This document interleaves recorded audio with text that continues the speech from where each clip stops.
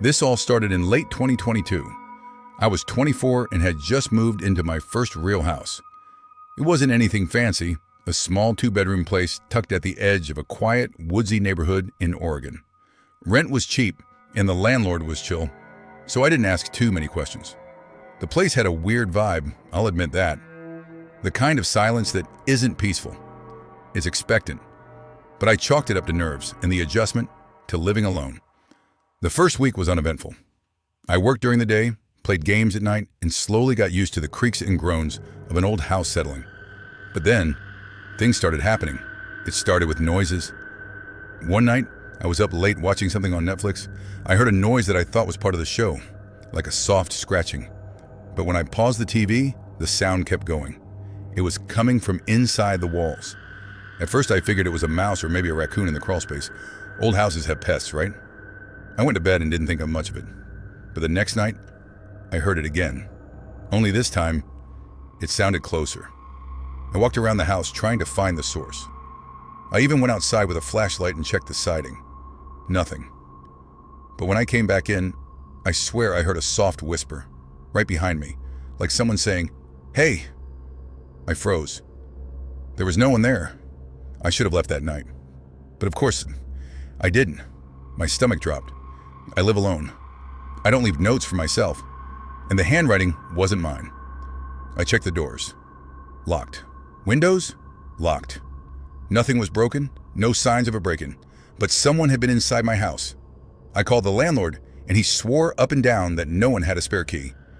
He even came over and changed the locks himself. I felt a little better after that. For a while, things went quiet, but the silence didn't last. A few nights later, I was in bed around 2 a.m. That's when I heard the door to the guest bedroom slowly creak open. I don't use that room. I hadn't even been in there in over a week.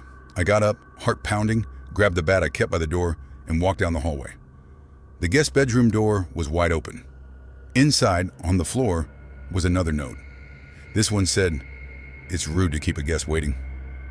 That was the night I stopped sleeping. I set up a cheap security cam in the hallway. I didn't want to waste money on the real stuff yet, but I just needed to know. For 3 nights, the camera didn't catch anything. Then, on the 4th night, it glitched. The footage between 2:11 and 2:15 a.m. was completely scrambled. But right before the static started, you could see the guest room door slowly open. I lost it. I called the cops, showed them the footage, and they did a sweep of the house. Found nothing. No forced entry, no signs of squatters.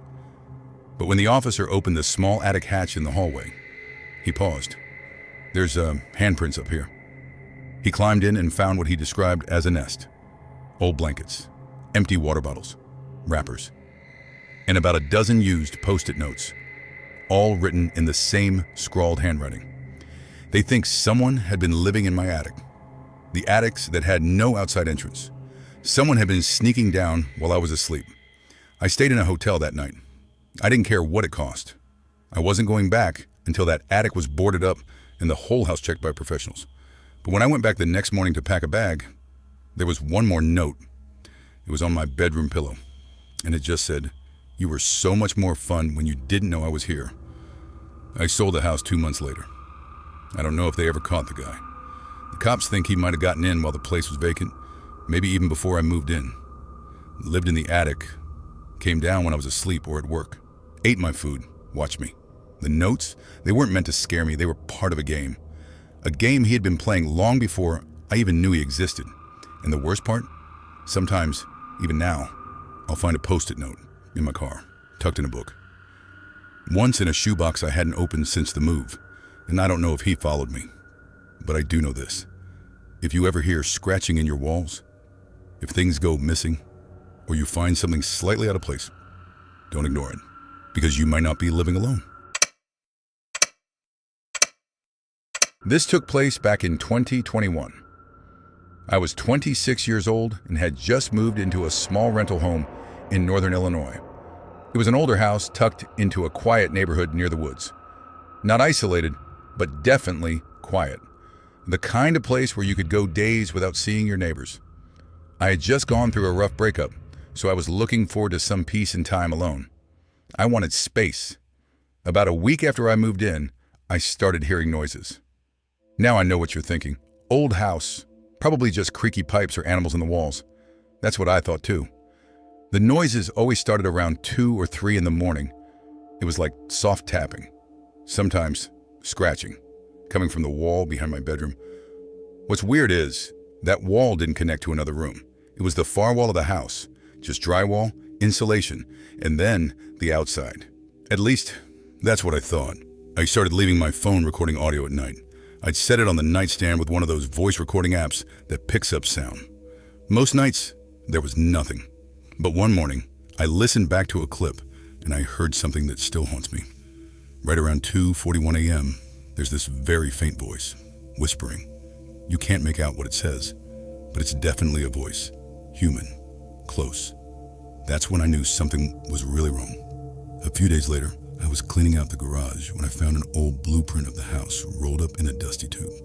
It looked like a renovation plan from the 90s. And that's when I noticed something strange. The back of the house, where my bedroom wall was, showed a small storage closet on the blueprint. But in real life, there was no closet, no door, no indent, just a flat wall. I measured the space. From the outside, the wall was several feet deeper than what existed inside the house. There was something back there. I called the landlord and asked about it. He paused for a long time, then told me he'd look into it, but he never called back. A week later, I was lying in bed, lights off, trying to fall asleep, when I heard something new, not just tapping, not scratching, but the sound of wood bending, like pressure, like someone stepping slowly on the other side of the wall. I jumped out of bed, turned on the lights, and started knocking along the wall. And then I found it, a hollow section near the corner, different from the rest. I pressed on it, and with a little force, the drywall gave way. It cracked, and behind it was a door, not a real door, a wooden hatch, rough and splintered, with a rusted handle. My heart was pounding. I hesitated for a long time before I opened it. Inside was a crawl space, dark, cold, and cramped. I aimed my flashlight in and saw something I'll never forget. The space was barely 5 feet deep, but inside, there were things. A thin mattress, rotting food wrappers, a child's drawing pinned to the wall with a rusty nail, and next to the mattress, a small pile of clothes, adult-sized, men's clothing. That's when I backed out. I slammed the hatch shut, nailed a board over it, and called the police. They came, did a full sweep of the house and crawl space. According to them, there were no signs of anyone currently living in it, but they admitted someone had been in there recently. And here's the thing. None of the doors or windows showed forced entry. Whoever had been living there, they had access from inside the house. I didn't sleep that night, didn't even try. I stayed up in the living room with the lights on and a baseball bat next to me. At around 3:12 a.m., I heard it, a loud crack from my bedroom. I ran in, flipped on the light, and the board I had nailed over the hatch was ripped off. Nails scattered across the floor. The hatch was open, wide open. But the crawl space? Empty. Except for a note, folded, carefully placed on my bed. It said, "You found me." That was the fun part. Now I'll find you. I moved out the next morning. Didn't even grab everything. Left clothes, furniture, a TV. I didn't care. I just wanted out. The police still don't know how long that crawl space was being used. They think someone may have been living in it between tenants, maybe longer. But the truth is, I still have no idea just how they got in or out. And every now and then, when I close my eyes at night, I still hear that tapping. Like they followed me. Like they never left.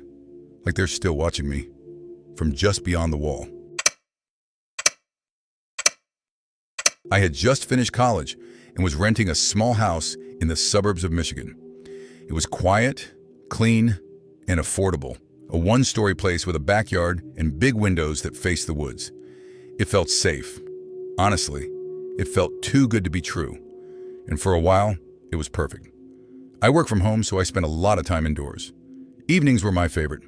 I'd make dinner, listen to podcasts, and just enjoy the quiet. But that quiet didn't last. The first time it happened, it was a Tuesday night. I remember because I had just made tacos and was halfway through a true crime episode when I heard a knock at the front door. It was just one. Not loud, not aggressive. Just a single, deliberate knock. It was almost 9 p.m. and I wasn't expecting anyone. I looked through the peephole. Nobody. I opened the door, stepped outside. Still nothing. Just the wind and the sound of the trees. I figured maybe it was a package delivery or a neighbor kid messing around. I forgot about it within an hour. The next night, I heard it again. One knock. At the exact same time, 8:46 p.m. This time, I checked the security cam I had installed above the door when I first moved in. Nothing. No one on the feed. I thought maybe the camera lagged or glitched. But when it happened again the third night, same time, same single knock, I started getting nervous. I stayed up and watched the live camera feed on my phone. At 8:46, knock. But no one ever appeared on screen. Around this time, I started noticing little things were missing around the house. A spoon, one of my phone chargers, a roll of paper towels.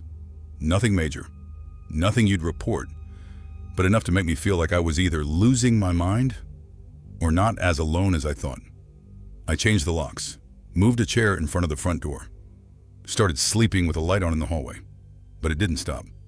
One night, I was in bed reading when I heard it again, but not at the front door this time.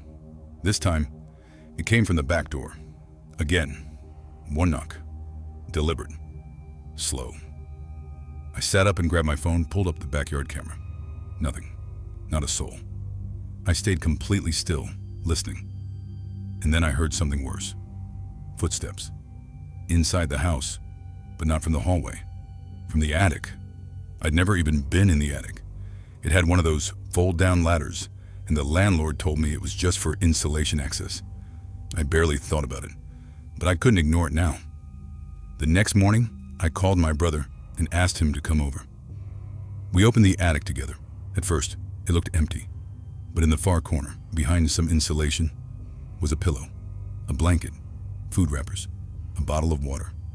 Someone had been living up there. I packed a bag that day and arranged to stay at a friend's for a while. I didn't even want to sleep there one more night, but I had to, just that one last night, before I could get someone to sublet it. I double-locked everything, left the lights on, slept with my shoes and jacket on. At exactly 8:46, I heard the knock. Not from the front door, not from the back, but from the bedroom closet. One knock, from the inside. I didn't check. I didn't hesitate. I ran straight out the front door, barefoot, in the freezing cold, and called the police from my neighbor's driveway. They came fast. Checked the house. The closet, empty. But in the attic, again, they found a notebook. It was full of writing, pages and pages, mostly gibberish. But on the last page, written in all capital letters, "Why did you stop opening the door?" I never went back to that house. The landlord was furious, said I broke the lease. I didn't care. I paid the penalty and moved in with friends. Police never found the person. They think whoever it was probably snuck in before I moved, during an open house or a viewing. They'd been living above me, watching me, listening. I don't live alone anymore, and I don't answer unexpected knocks. Because now I know, sometimes the scariest thing in the world isn't who is knocking, it's realizing they were already inside.